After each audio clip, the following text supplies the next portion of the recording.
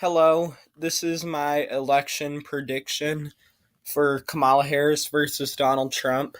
Now, technically on the list, it's Kirsten Gillibrand. However, I'm limited on how many screen recordings I can do, and I think she's already said she's not going to run. So I'm just going to go right on to Kamala Harris.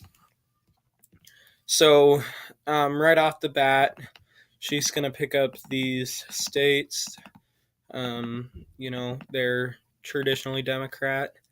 They're not going to flip. Same with Virginia. It's gone Democrat the last three elections, and it's just getting more and more Democratic.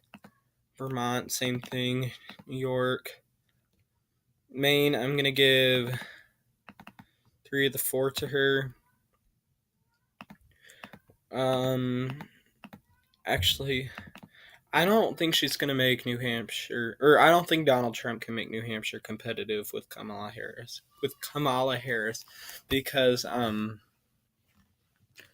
it's a population that's a lot of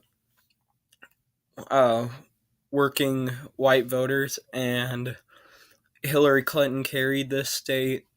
And I think Hillary Clinton is honestly the worst candidate the Democrats could have put up.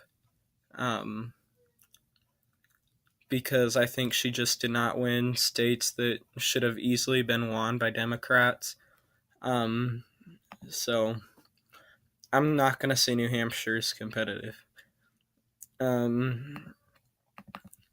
Now, Illinois, Indiana, South Carolina, Missouri, I'm not saying is competitive. Texas, I'm going to call competitive. You'll see why later. Nebraska, everything except the second district, really. Wyoming, South Dakota.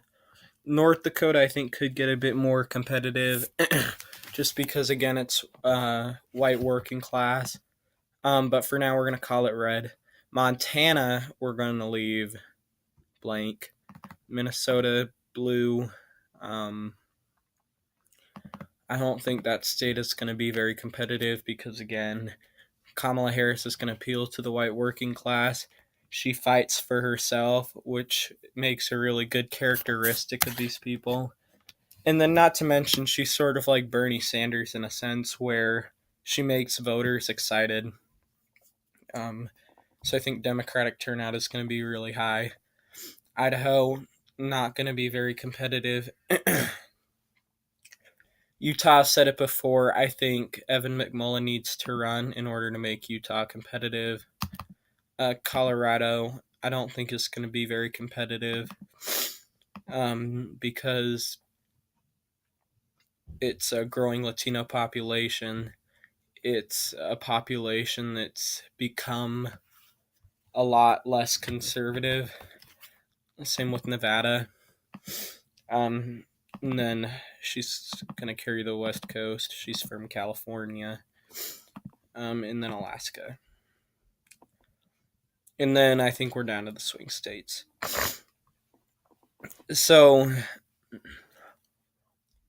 Maine 2, I think, is going to go to Kamala Harris. Again, she really appeals to the white working class. That's really what Maine 2 is. It's who can really appeal to them because it's very lenient, which is why I'm also going to give Nebraska to her. Now, let's go to Montana. Yes, I think she'd make it competitive. I don't think it would be enough to put her over the top in Montana. And same with Texas. Texas, it does have a growing Latino population, which is for Donald Trump. However, it's I don't think it's going to be enough yet. I think 2024 Texas and Montana could flip. I think 2028 is going to be North Dakota and Utah's here to flip. But we're not going to flip them yet. Arizona, again, it's got... Well, actually, we're going to skip Arizona. Pennsylvania, it's a white working class state. She's going to appeal to those voters. Donald Trump's approval rating is going down. It doesn't take much for her to be better than Hillary Clinton in a sense. And if she's better than Hillary Clinton, she's going to carry the state. And same with Michigan, which would make her president. Michigan, it's a state. It's a white working class state. Obviously, it's a state. It's a state of white working class, which I think she'd appeal to. And I think she's going to make Democrats excited to get out and vote if she were the nominee, which is why I'm giving Wisconsin blue. Now, if I make Wisconsin blue, I have to say Ohio and Wisconsin I find are very similar in the way they vote. So that's why I'm giving Ohio to the Kamala Harris. North Carolina, again, it's a white working class state. It's a state that Kamala Harris is going to make those voters excited. She's going to make them want to get out and vote, and then she's also going to make the Democrats want to get out and vote. Now, I said earlier, I think there's only one candidate that can flip Georgia, and it's Kamala Harris. It's a state that she'd get them excited, and they'd come out and vote. She appeals to the white working class. I take that back. There is one other candidate that I think could win Georgia, but that'll be later in another prediction. Let's go to Iowa. I don't think Kamala Harris is really going to appeal to very rural voters, which is why I'm not considering Alabama very competitive. But that's basically all of Iowa. Iowa has some urban qualities, but it's mostly rural. Florida.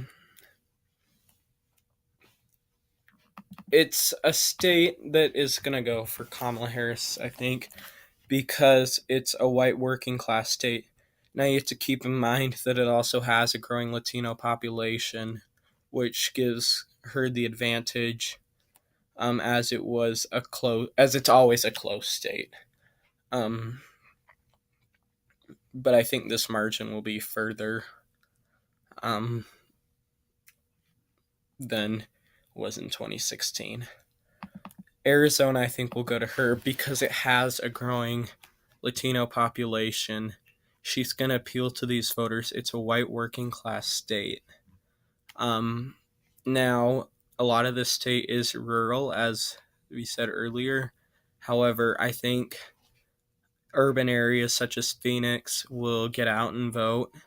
And the Latinos, the people that are really wanting to vote for Kamala Harris, and they'll get out and vote, and they'll vote for her.